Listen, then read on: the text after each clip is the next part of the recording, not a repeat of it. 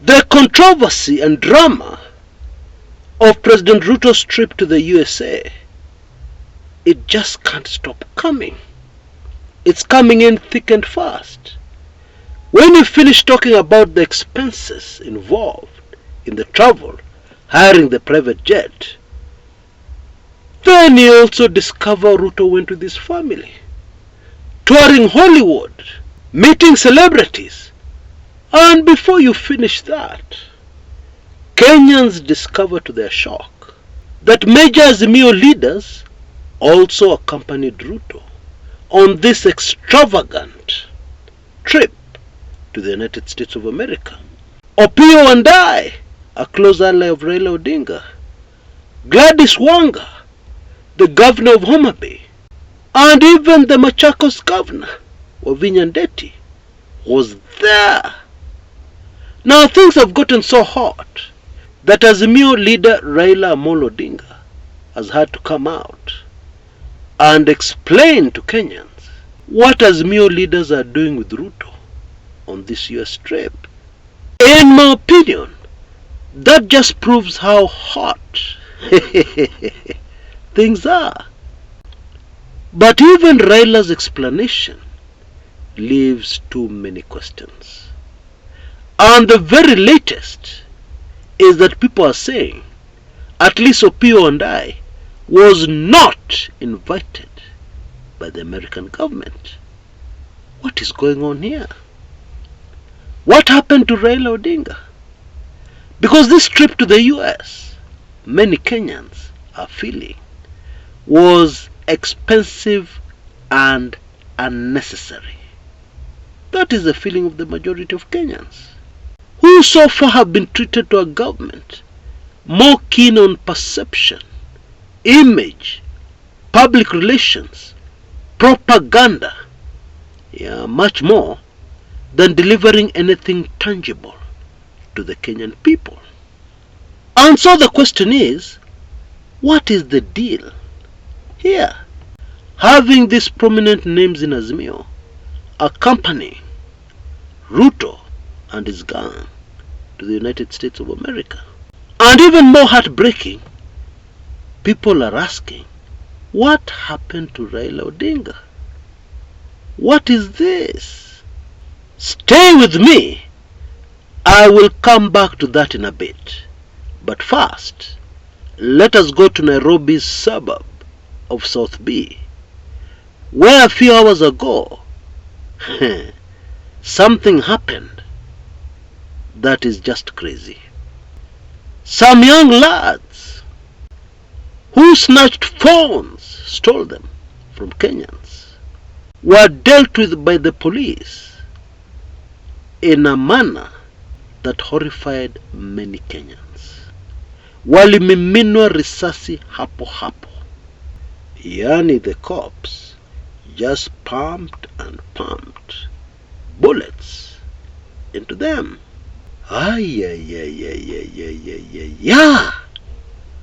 Yani Kenya imeharibika hivyo. Now, of course we know that if you have in a country the majority not believing in due process, then you have a serious problem. However, we must take note of the fact that crime in Kenya has risen very steeply. And in many instances, those who have been victims will want to support anything that gets rid of thieves. It is also worth noting that looking back at our history, when cops get overwhelmed by crime, they usually tend to behave in this way. I remember in the late 80s, early 90s, and especially when the fight for Kenya's second liberation got underway, the fight for a restoration to multi-party democracy, we had a situation where the police behaved in precisely the same way. Indeed, in retrospect, we can guess the whole objective behind the formation of special police killer squads, to act as not only the police but as judge and executioner. I believe most older Kenyans have heard of the dreaded Kwekwe squad of those days, and other flying squads, as they were called, which were hurriedly formed and quickly built a reputation of kumalizana na wezi hapo hapo, instant execution of criminals. And even then, if memory serves me right, there were many Kenyans who were supporting what these special police squads were doing. That is until, very soon after, it started emerging that many innocent Kenyans were losing their lives in the process. And not only from getting shot accidentally, no.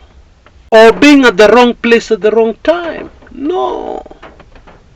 Innocent Kenyans were losing their lives, and then later the police would claim they were wanted criminals. They were criminals that the police had been looking for a long time. Now the bad news is that as Kenyans, we must brace ourselves for a rapidly rising crime rate, even well above what we're already experiencing. Crime waves, etc., etc. Because times are very hard. There are many Kenyans who are desperate. And the characters of people are different. There are some people when they're cornered by life, they easily slip into crime. And I'm afraid the number of people who will do that is extremely high. And so sadly, if it is indeed true that the police are already feeling overwhelmed, then they need to know mambo bado, tena bado sana. Now the other issue I wanted to focus on very quickly on my show today, before we go back to this hot topic of Ruto's US visit and all the drama surrounding it, is the one man, one vote, 1 shilling manenos, an issue which is bang in the center of the current Mount Kenya offensive, through their newly formed coalition, the Haki coalition. Many of us hardly understand the issues surrounding this one man, one vote manenos. And one of the reasons is not the fault of most Kenyans, because politicians have used this critical issue many times before, for their own selfish political motives. Indeed, in recent times, it has been used by politicians to fight something. Let me give you a very good example. In 2020, which is just the other day, allies of the then Deputy President William Ruto introduced the one man, 1 shilling distribution of resources manenos in order to try and finish the BBI and the handshake. And it even had some very strange supporters from regions which would have no interest in this particular agenda. For instance, Bwana Samson Cherargei, who in 2020 fully supported it. But today, just a handful of years later, you bring up this issue. Mtakosana, tena mtakosana vibaya sana. Bottom line, it was all part of a very devious scheme by Ruto and his allies to get the mountain to hate the then President Uhuru Muigai Kenyatta, and instead to love Team Tangatanga at that time, William Ruto and UDA. And looking back, it worked like a charm. It really worked. One man, 1 shilling was used amongst the Gikuyu to really work up some venom against then President Uhuru Muigai Kenyatta. It worked.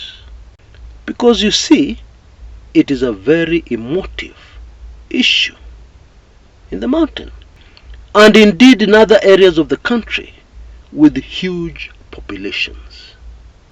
And some politicians from the region, very unfortunately, who did not know Ruto well, were very shocked in 2023 when they attempted to reignite the one man, one vote, one shilling manenos, and they were brutally told to shut up.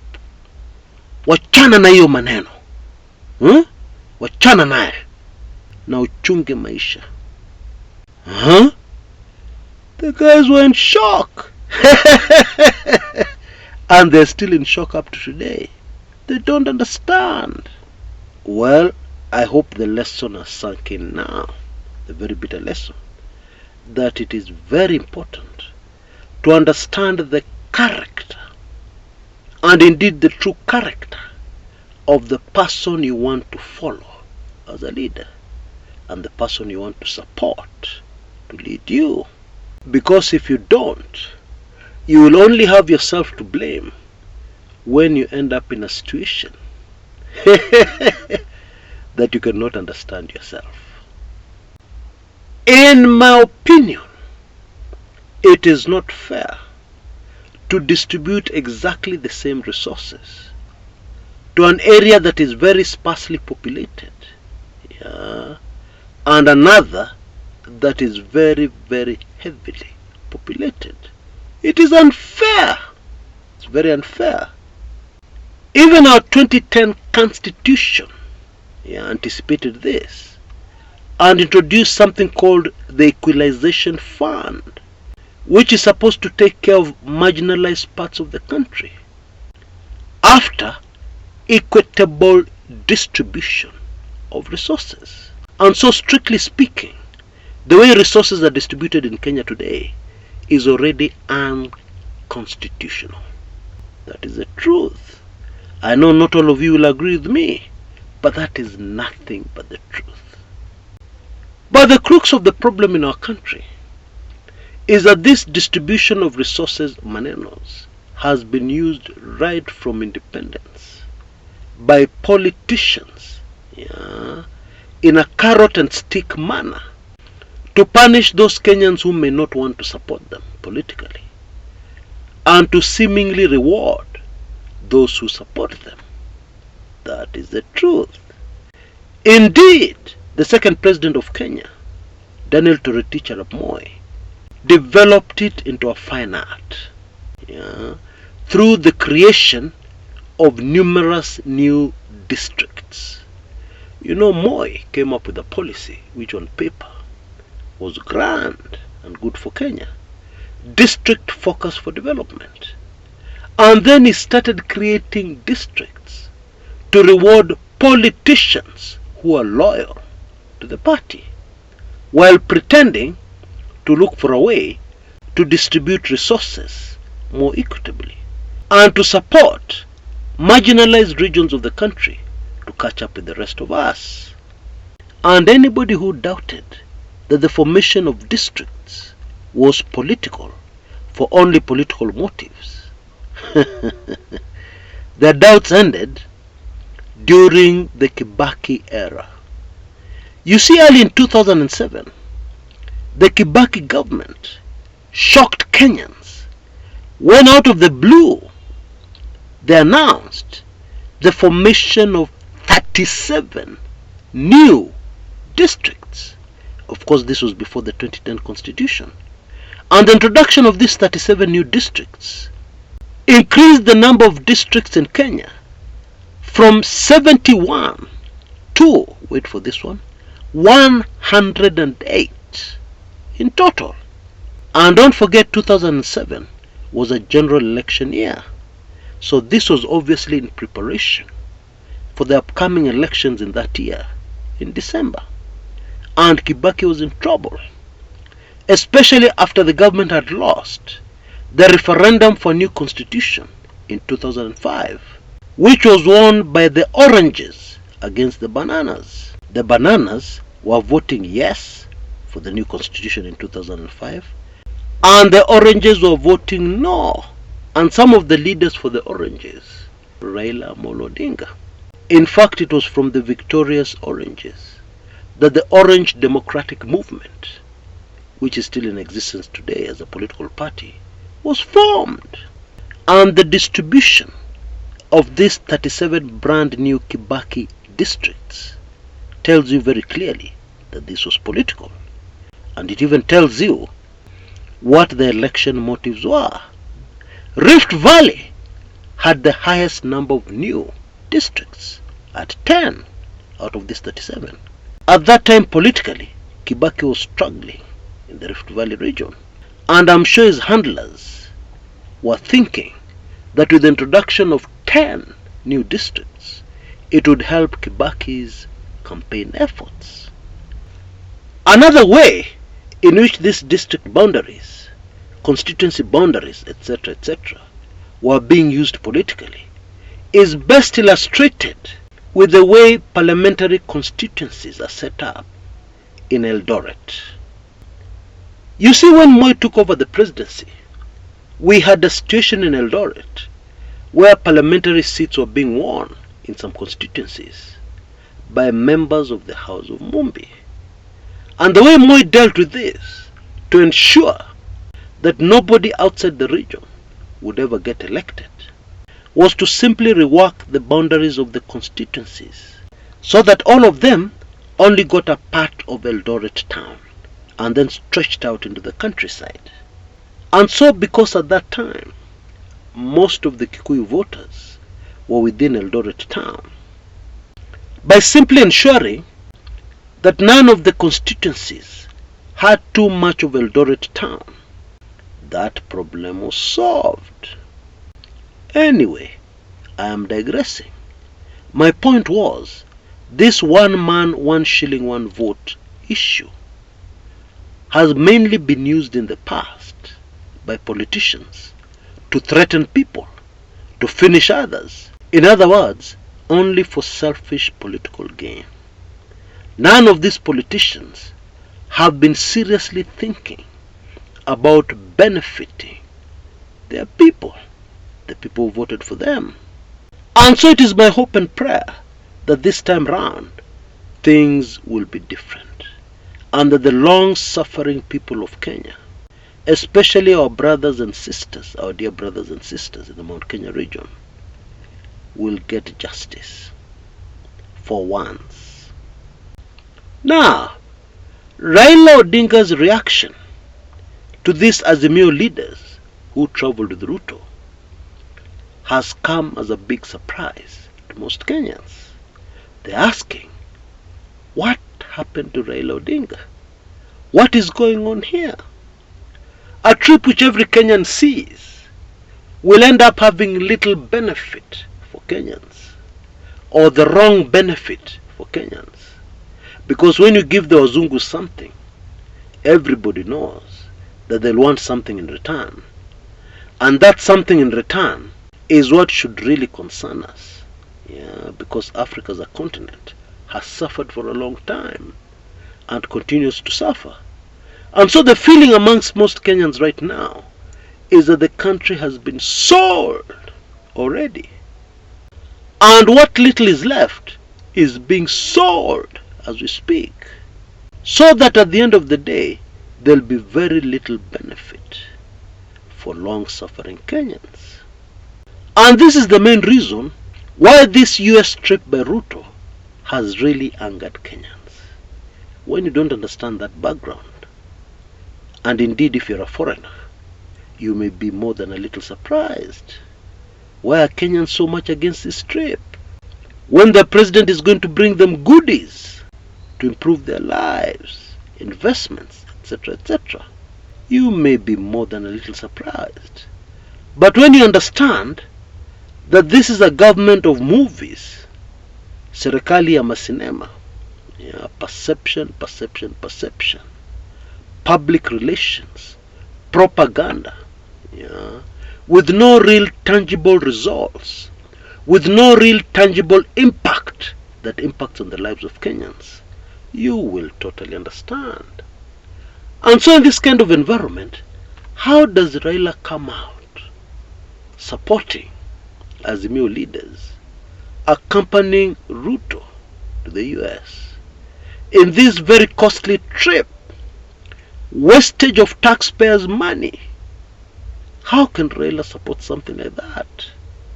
What happened to Raila? How did he give permission to these Azimio leaders to go to the US with Ruto? Those are the questions that Kenyans are asking, and they are unlikely to get any answers anytime soon. But meanwhile, these are the kinds of things that are eroding the support and goodwill the people of Kenya have towards Raila Odinga. Okay, it is true that Raila Odinga has bounced back very many times from similar situations. That is true. And in all likelihood, he will also bounce back from this one. But the truth is, at the moment, Kenyans are not happy. And indeed, those Azimio members who travel with Ruto are going to be shocked when they return home and find that a lot of the warm support they had from Kenyans may have dwindled, may have reduced, may no longer be there. They should understand why. Because Kenyans at the moment are suffering. Kenyans at the moment are very watchful. Very. There's not much they will miss. I'm sorry for those guys who are used to fooling Kenyans and thinking that today they can come and give them this story, then tomorrow they come and give them a different story. Those days ended. Hizo siku ziliisha, zilienda. Zikaenda kabisa. Nowadays, Kenyans are super alert. And therefore it is easy to predict that there must be some fallout from this US trip manenos as far as these Azimio leaders are concerned. A whole president was involved in a tragic and fatal chopper accident. The president of Iran, and the entire world is in shock.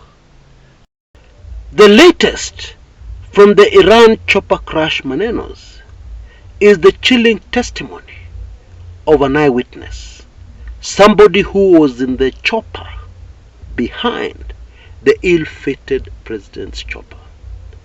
Now what they're telling us about this cloud that the lead helicopter instructed the rest to fly over, and then it vanished into thin air. Their testimony is raising many more questions than answers.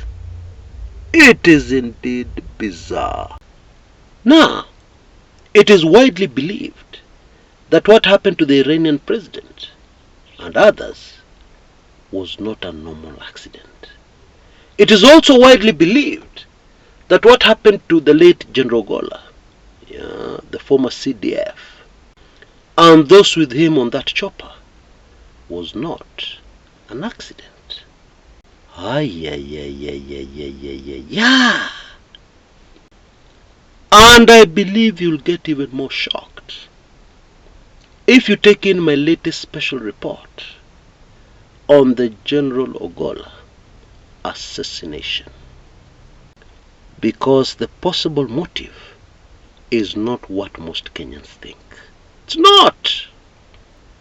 And it is because of this very unexpected development over the weekend and yesterday, the aftermath, and the link to General Ogolla, very ominously illustrated, that I've decided to extend for the last time my offer.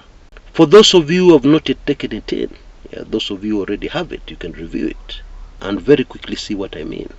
It's because of this that I've extended the offer when it should have ended as I had promised. Now you can see details on the screens right now.